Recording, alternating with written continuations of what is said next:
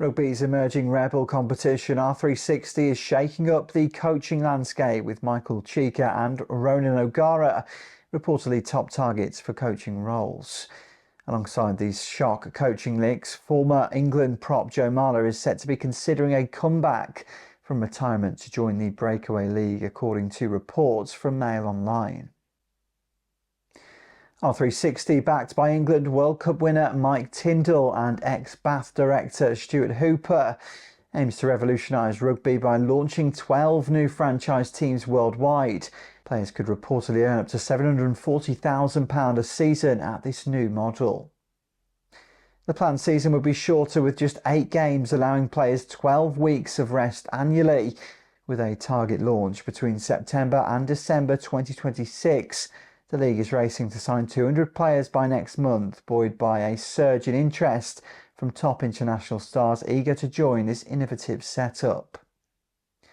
The Welsh Rugby Union faces its own crossroads. WRU CEO Abi Tierney has said that Welsh Rugby must do something different to stop declining fan numbers. The union plans a formal consultation with its 4 professional clubs, Cardiff Dragons, Ospreys and Scarlets, considering cutting the number of teams from 4 to 2. This proposal, while aiming to strengthen the game, risks alienating thousands of passionate fans across the country. Tierney stresses the importance of carefully managing club branding and fan engagement throughout any restructuring, acknowledging no solution is perfect, but action is necessary.